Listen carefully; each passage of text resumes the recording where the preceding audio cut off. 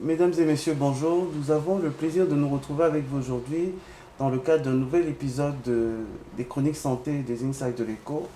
Et nous sommes aujourd'hui au CCID, Centre de Cardiologie Interventionnelle de Douala, c'est-à-dire CCID, avec deux experts, en l'occurrence d'une part Dr Nzali et d'autre part Dr Tim Nobekouti.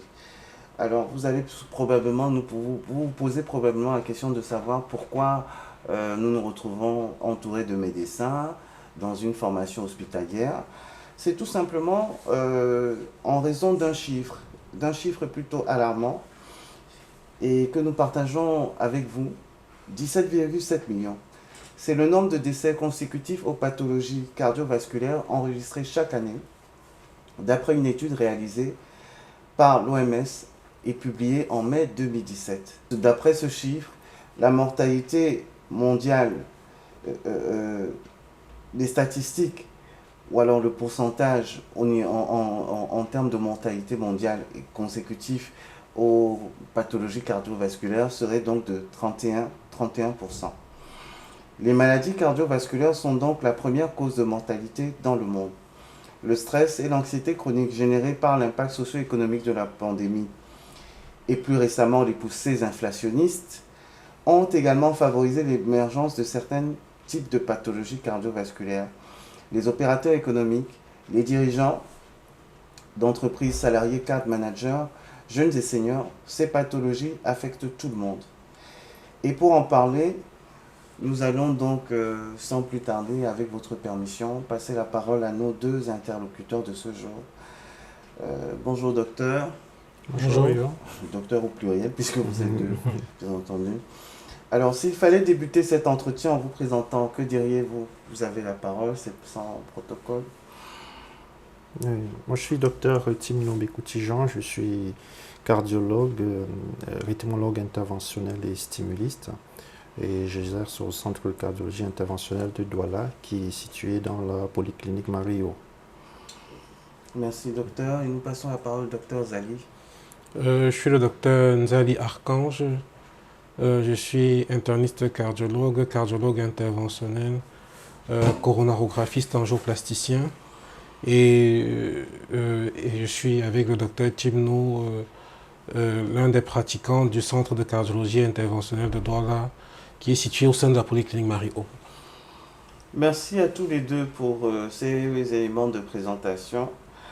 Et nous allons poursuivre avec la préoccupation suivante. Quelle est la genèse du CCID? Quelles sont les pathologies prises en charge par ce centre? En gros, vous avez parlé des chiffres qui sont assez alarmants et nous, en tant que professionnels de santé, on s'est longtemps posé la question de comment on pouvait impacter ces chiffres-là. Donc, il y avait déjà au Cameroun une certaine activité de cardiologie générale, mais il manquait des centres de cardiologie interventionnelle, étant donné que finalement, ce qui tue dans ces maladies cardiovasculaires, ce sont les maladies cardiovasculaires graves, en l'occurrence l'infarctus du myocarde, les arythmies cardiaques. Et donc, on s'est longtemps posé la question de comment est-ce qu'on pouvait amener notre pierre à l'édifice. Et il a suffi que des personnes qui avaient une certaine symbiose dans la pensée se rencontrent, que des moyens soient mis en jeu, que des promoteurs locaux, en l'occurrence le docteur Ngoula qui nous a accompagnés, décident ensemble de mettre leurs forces. Et c'est un peu la genèse de ce centre-là. C'est un projet qui nous a quand même pris 10 ans en maturation. Et il a fini par voir le jour en 2021. On pratique sur certaines interventions et on a aujourd'hui la possibilité d'apporter une réponse aux problématiques locales et même sous-régionales, parce qu'on a une grosse patientèle qui vient de la sous-région, où notre centre aujourd'hui sert de un peu point d'ancrage pour la prise en charge de ces pathologies-là. Merci pour ces éléments d'éclairage. À la question des pathologies qu'on prend en charge, comme le docteur Zali l'a dit, ma spécialité en l'occurrence ce sont les troubles du rythme, donc je m'occupe essentiellement des maladies liées aux anomalies du rythme cardiaque et de la conduction. On a également des compétences dans certaines maladies cardiaques rares, comme les maladies cardiaques génétiques héréditaires. On fait de la cardiologie de base, la cardiologie générale. Et le docteur Zali, je laisserai parler de ce qu'il fait dans sa pratique quotidienne. Pour ma part, je m'occupe du volet angioplastie et coronarographie.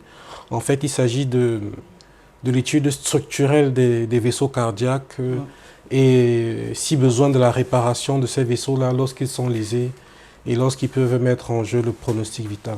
Nous avons également un gros volet soins intensifs de cardiologie. Nous sommes tous les deux des urgentistes cardiologues. Et dans ce cadre-là, nous avons fréquemment l'occasion de prendre en charge des patients qui sont atteints de pathologies cardiovasculaires graves, telles que les embolies pulmonaires, les infarctus, les insuffisances cardiaques aiguës ou chroniques.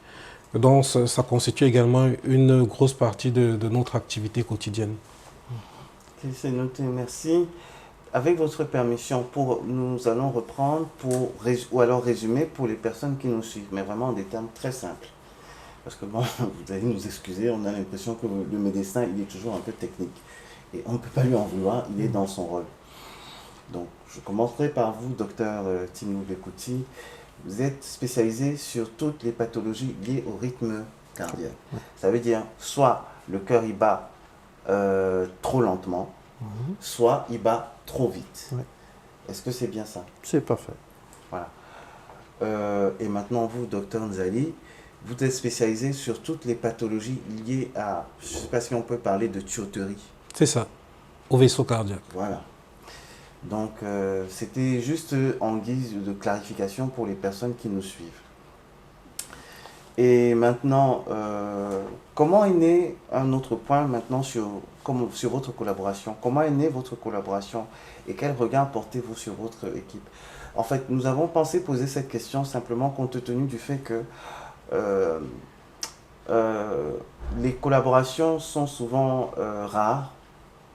Et pour nous, de trouver des personnes qui arrivent à mutualiser leurs efforts, mutualiser leurs compétences pour pouvoir fournir des services de qualité, c'est un exemple, c'est un modèle pertinent et au sujet duquel on aimerait avoir votre éclairage en fait.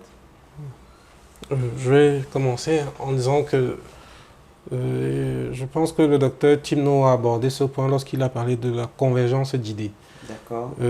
Docteur Timno et moi, nous nous connaissons depuis un peu plus de 10 ans. Et très tôt dans cette mutualité et dans cette proximité, nous nous sommes rendus compte que nous avions de très grands points communs. Ce qui fait en sorte que, année de formation faisant, nous avons pu élaborer un projet qui s'est avéré être un projet commun et qui a pris forme lorsque nous avons fini nos études de cardiologie et que nous sommes allés nous lancer dans les études de spécialité ou de surspécialité de cardiologie. Je ne sais pas, Jean, si tu veux dire. Après, ça ne peut pas se faire sans l'appui des acteurs locaux. Oui. On a de la convergence d'idées, on a la méthode, on est allé se former, on a des diplômes. Des fois, il faut aussi des moyens. Il faut des structures qui peuvent accueillir ce type d'activité. Et c'est pour ça que c'est vraiment un trépied dans lequel l'un ne peut pas marcher sans l'autre. Okay. D'accord, c'est bien noté. Donc, ce qu'on peut retenir de vos éléments de réponse à cette préoccupation, ça veut dire qu'en fait, c'est possible. Il faut se former, il faut très bien se former. Et en même temps, une fois qu'on est formé, on peut trouver, il faut avoir la volonté de travailler ensemble. Et on peut trouver, une fois que ces deux éléments sont réunis, on peut trouver des personnes installées localement qui acceptent de suivre dans le projet qui a été défini. Donc, c'est pour cette raison précisément qu'on a posé cette question, pour que les personnes qui nous suivent et qui ont envie de faire des choses pas forcément dans le même domaine que vous, qu'elles sachent elles aussi que c'est possible sur la base en suivant le process que vous avez suivi en fait. Donc, et avec votre permission, nous poursuivons avec la préoccupation suivante. Nous aimerions bien parler d'une pathologie Parce qu'on s'est dit, on ne peut pas venir aussi dans un centre, dans une formation hospitalière telle que le CCID, qui prend en charge des pathologies liées au cœur, sans faire un petit focus sur une de ces pathologies-là. Et donc, celle que nous avons choisie, c'est l'infarctus du myocarde ou crise cardiaque, qui est généralement définie comme une urgence médicale qui survient lorsqu'un caillot sanguin bloque l'apport en sang au niveau du cœur. C'est-à-dire lorsque le tissu cesse d'être irrigué et lorsqu'il perd de l'oxygène et meurt. Cette définition est-elle assez précise pour vous? Littéralement, oui. Oui. Bon, j'aime bien le littéralement. Je m'approche au littéralement pour dire quels sont les autres éléments ou alors les éléments complémentaires que vous souhaiteriez ajouter. L'infarctus, effectivement, il s'agit de la nécrose ou de la destruction des cellules du muscle cardiaque liée à un phénomène ischémique aigu, c'est-à-dire un défaut d'approvisionnement, comme vous l'avez, de ces cellules en oxygène par l'intermédiaire du vaisseau sanguin généralement. Lorsque ces éléments-là sont réunis, on parle d'infarctus du myocarde, et seulement dans ces conditions-là. Après, c'est beaucoup plus difficile à prouver, c'est-à-dire une définition, elle est simple, mais il s'agit d'un ensemble d'éléments qu'il faut mettre ensemble. Premièrement, des éléments cliniques qui sont très bien décrits. Il s'agit de la douleur thoracique et c'est souvent ce que les gens connaissent le mieux, c'est-à-dire c'est le patient qui décrit une douleur thoracique et c'est souvent un patient particulier, on va dire, un patient qui a des facteurs de risque cardiovasculaire tels que l'obésité, le diabète, l'hypertension artérielle, du cholestérol. Ces éléments-là vont contribuer à produire de l'athérome. L'athérome, c'est une sorte de graisse qui va se déposer à l'intérieur des vaisseaux coronariens. Ces vaisseaux coronariens vont obstruer le trajet de l'artère. Et donc, on va avoir sur le plan clinique l'apparition d'une douleur thoracique qui est très décrite en type de coup de poignard, souvent accompagnée d'une sensation de mort qui irradie vers les vaisseaux du cou dans le bras gauche, et c'est comme ça qu'on décrit une douleur thoracique. Mais c'est un critère qui est nécessaire, mais pas suffisant. Après, il faut montrer que cette douleur que vous avez ressentie est en rapport avec une ischémie, et à ce moment-là, on a besoin des éléments qui sont des éléments électriques. C'est l'électrocardiogramme que nous réalisons en pratique courante. Tous ceux qui viennent à l'hôpital ont peut-être une ou deux fois fait un électrocardiogramme qui va montrer des anomalies électriques typiques d'une ischémie myocardique, type de modification de l'onde du segment ST ou de l'onde T, etc. L'échographie, qui est un outil aujourd'hui très répandu, nous aide également en cardiologie et va montrer ce qu'on appelle les anomalies de la cinétique segmentaire. Parce que lorsque une partie du muscle cardiaque n'est pas irriguée, on va voir qu'il fonctionne moins bien que les autres parties, et ce sont des éléments diagnostiques. L'un des éléments déterminants, et peut-être le dernier qui fait partie de cette cohorte-là, c'est le fait que dans le sang, on va retrouver une élévation des enzymes myocardiques, c'est-à-dire c'est une stigmate de cette souffrance. C'est un peu technique, mais c'est quand même nécessaire de rappeler ces éléments-là. Et lorsque tout ça est réuni, le médecin va faire une coronarographie qui va visualiser le thrombus, parce que ce caillot, la preuve de ce caillot peut être retrouvée dans une salle comme celle qui est derrière moi, en réalisant une coronarographie. On va donc retrouver cet athérome avec ou sans thrombus qui obstrue la lumière artérielle, et donc à ce moment-là, on peut dire que tous ces éléments sont des éléments qui permettent de dire qu'il s'agit d'un infarctus du myocarde. Merci. Je vais juste compléter, ça représente vraiment que le volet aigu de la maladie. Mais dans l'infarctus, ce n'est qu'une présentation d'un gros ensemble dans lequel on met les coronaropathies. Et l'infarctus n'est en fait qu'une présentation clinique, et il y en a d'autres. Vous avez des patients qui n'ont pas la grosse crise telle que décrite, mais qui ont des symptômes crescendo avec des douleurs qui s'accentuent de plus en plus pour des efforts de moins en moins importants.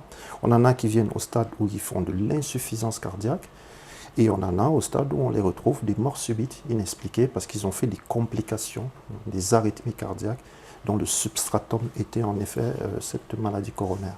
Donc c'est pour ça qu'on a dit tout à l'heure littéralement, mais en fait c'est un très gros ensemble. Il faut savoir aujourd'hui, quand on parle de mortalité cardiovasculaire, c'est vraiment les infarctus du myocarde et leurs complications. Bien reçu, c'est noté, merci docteur. Et Maintenant, est-ce que vous pouvez nous donner les symptômes? C'est-à-dire, quels sont les symptômes, par exemple, de cette pathologie-là, c'est-à-dire l'infarctus du myocarde? Et est-ce que ça se soigne? Et si oui, comment? Enfin, le docteur Zali, il a très bien décrit tout à l'heure. En fait, le symptôme majeur, c'est vraiment la douleur thoracique. On l'a décrit de façon sémiologique dans toutes les facultés de médecine. On enseigne aux étudiants comment la reconnaître, comment médio-thoracique. Le patient vous dira, j'ai mal là, posera la main au niveau de la poitrine. C'est vraiment une douleur de début brutale, prolongée, ne cédant pas aux antalgiques usuels, avec d'intensité maximale. L'expression typique, c'est « docteur, j'ai l'impression que je vais mourir », qui irradie dans le cou, le bras gauche, parfois les deux bras, parfois une irradiation dorsale, qui est douleur qui est généralement précédée. Si vous regardez bien dans les semaines avant, il y a vraiment eu un caractère crescendo avec des douleurs minimales qui s'accentuaient de plus en plus, ou parfois elle peut être inaugurale. Et en général, c'est cette douleur-là qui est vraiment, on dit pathognomonique, c'est le terme consacré, vraiment pathognomonique. Et après, au-delà de ces signes pathognomoniques à la douleur, il peut y avoir d'autres choses qui sont un peu plus techniques, en fonction souvent du siège de l'infarctus, pour avoir des nausées, des vomissements, des choses comme ça. Mais c'est vraiment le symptôme majeur, c'est la douleur thoracique. Du coup, il y a des dogmes. Toute douleur thoracique chez un sujet de plus de 50 ans doit faire rechercher un infarctus du myocarde. C'est bien noté. Je vais compléter parce Oui, que vous avez quand même parlé d'un volet traitement et puis nous sommes, on va dire, au centre même de cardiologie, c'est l'essence même de ce que nous faisons. Notre rôle en tant qu'interventionnel cardiologue, c'est effectivement lorsque quelqu'un a cet ensemble de signes, que ce soit clinique ou paraclinique, dans les délais les plus brefs, de mettre ce patient sur une table d'angioplastie ou de coronarographie qui est à l'arrière, de monter des sondes jusqu'au cœur et de visualiser le réseau artériel. Cette visualisation nous donne la topographie de la lésion causale, voilà, et nous permet d'envisager ou non une revascularisation. La revascularisation, il s'agit de reperméabiliser le segment qui est occlu par le thrombus ou par l'athérome qui s'y trouve et de rétablir la linéarité des vaisseaux. En fait, tous les vaisseaux sanguins sont complètement linéaires et parallèles. Et lorsqu'ils perdent cette configuration-là, on a donc une sténose que l'on peut visualiser. Ça, c'est, nous posons des stents que nous avons chez nous et qui permettent effectivement aux patients d'avoir une circulation qui est de nouveau correcte et de sauver le muscle cardiaque sous-jacent, parce que c'est effectivement ça l'important. Lorsqu'on arrive à faire cette procédure tôt, on arrive à préserver le muscle cardiaque parce qu'il a des mécanismes qui lui permettent de résister à l'ischémie, mais pas au-delà d'un certain temps. On sait qu'à 6 heures, nous sommes déjà dans des délais critiques. À 24 heures, la mort s'installe quasiment complètement. Donc il faut être le plus précoce possible dans les événements qui sont aigus. Une fois de plus, je vais reprendre vraiment en des termes simplifiés pour les personnes qui nous suivent. Quels sont les symptômes de l'infarctus du myocarde? En général, forte douleur au niveau de la poitrine, avec quasiment le sentiment ou alors l'impression qu'on est en train de mourir. Mais ce n'est pas le seul symptôme.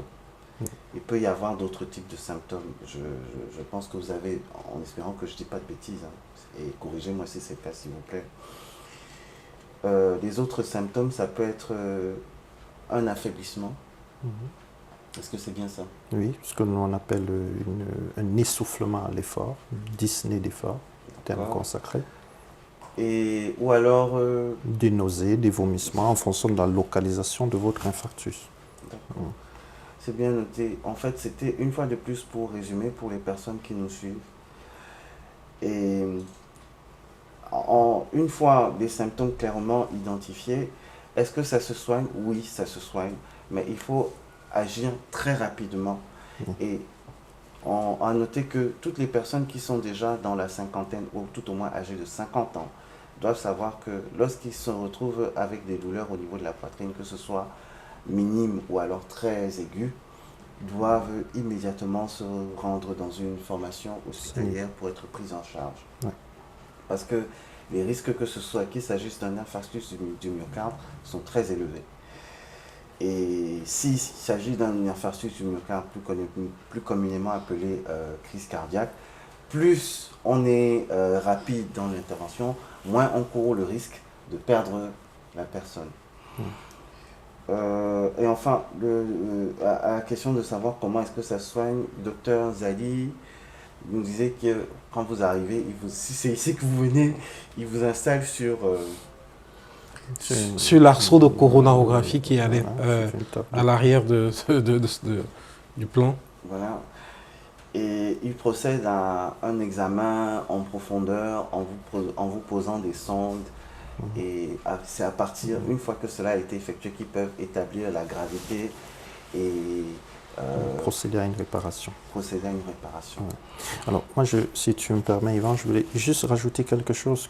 Il y a quand même deux choses qui sont importantes. On n'est pas des chirurgiens cardiaques. Donc, que les gens n'aient pas peur. On n'ouvre pas le thorax. Nous, on est des cardiologues interventionnels. Donc, on intervient dans le cœur, mais sans ouvrir le thorax. Nous, on utilise des abords vasculaires. La majorité de nos procédures, sinon toutes les procédures, se font sous anesthésie locale. D'accord. Donc, on peut avoir besoin de sédater un peu le malade s'il est agité, s'il est douloureux. Mais en général, c'est sous anesthésie locale. Les gens voient ce qu'on fait sur les écrans. C'est quand même important.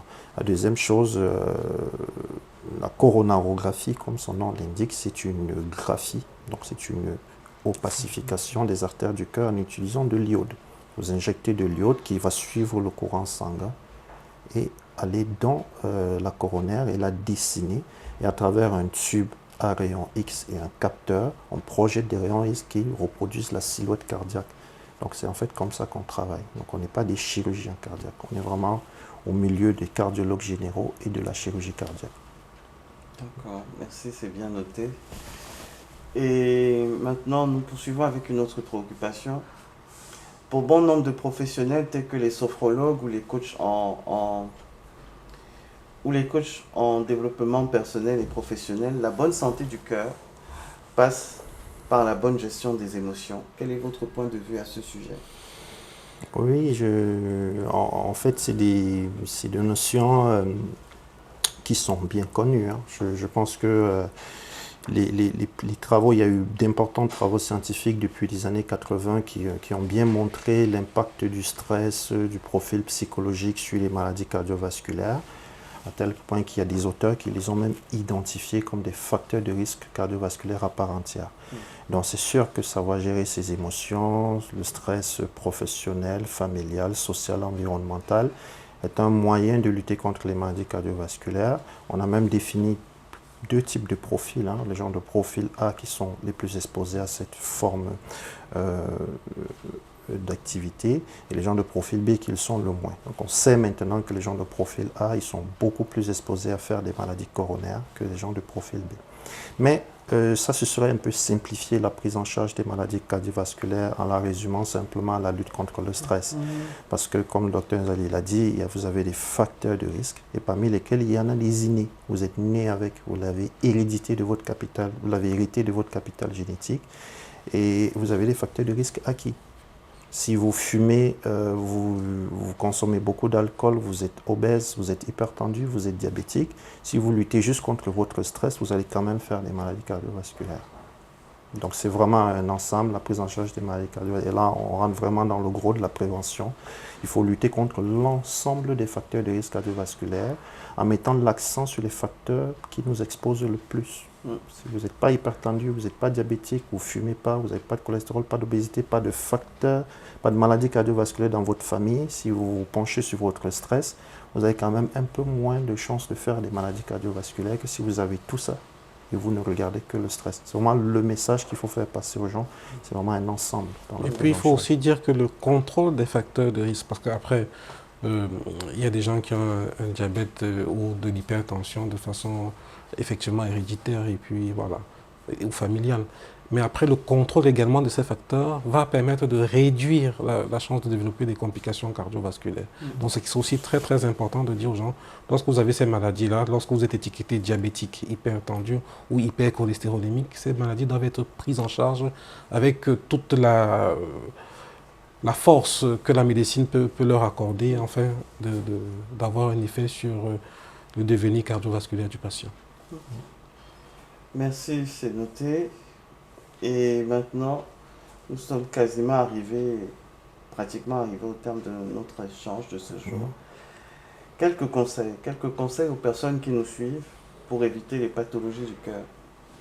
Je voudrais par exemple, est-ce que c'est possible qu'on revienne par exemple sur les profils A, profil B que vous avez évoqués? Oui. Alors, je ne vais pas vous embêter avec des détails trop scientifiques, mais dans les années 80, il y a quelques auteurs qui ont défini plusieurs types de profils. Donc, par exemple, dit les sujets de type A, ce sont des sujets plutôt extrovertis, hyperactifs, qui sont toujours dans la compétition de tous les jours, grosse charge de travail, qui veulent tout faire en même temps. Voilà, c'est vraiment les personnes de type profil A. Et appelle les autres, ceux qui ne sont pas comme ça, on les classe dans le profil B. Donc on a montré effectivement que ce type de personnes, il y a eu une grosse étude dessus dans les années 86, un auteur qui s'appelait Roseman, qui a travaillé là-dessus et qui a montré effectivement que ces personnes-là, ils faisaient, indépendamment du fait qu'ils soient hypertendus, diabétiques et tout ça, ils faisaient plus de maladies coronaires que les autres. Et à contrario, il a également démontré que chez les patients qui avaient déjà fait des infarctus du myocarde et consorts, quand on regardait leur profil, ils étaient en majorité des patients de profil A. Donc on pense aujourd'hui effectivement que si vous pratiquez une activité qui vous permet de contrôler ce type de profil, vous vous exposez moins à faire des maladies cardiovasculaires. Mais encore une fois, le message, ce n'est pas contrôlez que votre profil et laissez le reste. Vraiment, le message, c'est si vous êtes de ce type de profil, sachez que si vous êtes hypertendu, diabétique, c'est un facteur en plus. Donc, c'est vraiment le message. Le mot-clé, c'est vraiment la prévention. Pour lutter contre les maladies cardiovasculaires, nous sommes des acteurs vraiment qui agissent au niveau de la prévention secondaire, voire tertiaire. Parce qu'on est là pour réparer les dégâts qui ont été commis.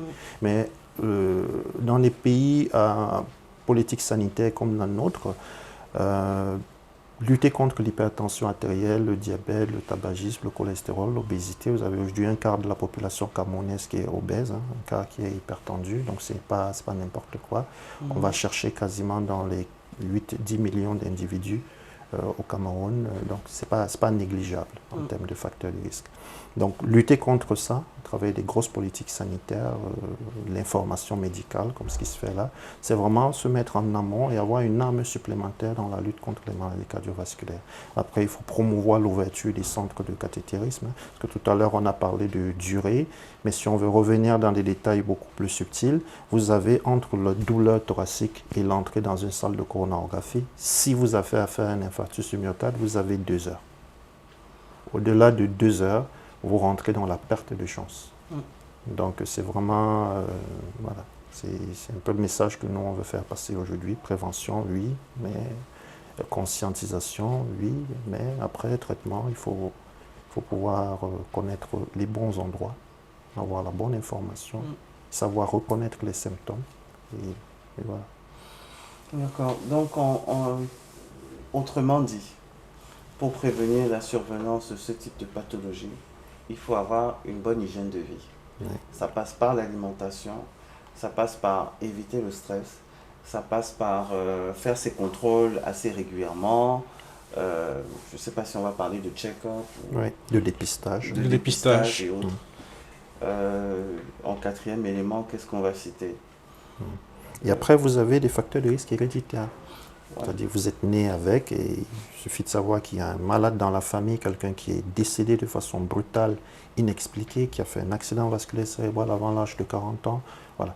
Des choses, s'il y a des antécédents de maladies cardiovasculaires sur des apparentés de premier degré, donc frère, sœur, père, mère, oncle, direct. Et ça, c'est des éléments qui doivent vous inciter à avoir un check-up, un dépistage beaucoup plus... en parlant de ça, on a souvent l'habitude de voir des familles d'infarctus, par exemple. C'est-à-dire le poids de l'hérédité est très important. Et il convient pour chacun de connaître vraiment quelle est la part d'hérédité qu'il draine au-delà de 45-50 ans. Et de donc se plier aux mesures qui sont nécessaires afin de ne pas entrer dans la phase de complication. On a des familles d'infarctus, des familles d'hypertendus, des familles de diabétiques. Donc on a un aspect héréditaire qui est très, très orienté dans cette pathologie-là. Des familles d'hypercholestérolémie, par exemple, également. Donc, mais, comme le docteur Tino l'a dit, nous sommes dans une société où l'obésité est galopante et ça devient un problème important parce que les boissons sucrées, parce que le tabagisme, par exemple, qui est quelque chose dont on peut se passer, mais qui également a le vent en poupe dans des populations modernes comme la nôtre. C'est à ce moment-là, et l'activité sportive qui est en fort recul, parce que nous sommes devenus tous des bourgeois et que personne ne fait plus le chant, personne ne pratique plus d'activité. Voilà. Écoutez, merci à vous. Merci à vous, docteur, pour les éléments de réponse que vous nous avez fournis à ces différentes préoccupations qui ont été évoquées tout au long de cet entretien. Nous espérons que nous aurons le plaisir de nous retrouver avec vous. Peut-être pas forcément avant la fin de cette année, mais quand même de nous retrouver avec vous. Parce que les éléments que vous nous avez fournis aujourd'hui nous ont édifiés. Nous repartons avec, au moins en ayant retenu une ou deux choses. L'hygiène de vie est importante dans le cas de la prévention. Lutter contre le stress, c'est-à-dire apprendre à gérer son stress, quelles que soient les causes de ce stress-là, c'est aussi important parce que ça permet de se préserver. Et enfin, et surtout, ne pas manquer de faire son dépistage, de faire son contrôle pour être sûr qu'on n'est pas en train de rentrer ou de s'établir dans une espèce de zone à risque. J'avais oublié, en cas de survenance, le timing pour être sûr qu'on n'est pas en danger, c'est 2 heures de temps maxi. Pour l'infarctus spécifiquement. Mesdames et messieurs, c'est sur ce bref résumé que nous terminons donc notre entretien de ce jour dans le cadre des chroniques santé des Insights de l'Écho. Nous étions en compagnie de Dr Zali et du Dr Timnou Bekouti, tous les deux, qui officient tous les deux au niveau du centre de cardiologie interventionnelle de Douala, au niveau de la polyclinique Marie-O. Merci à vous. Merci. Merci.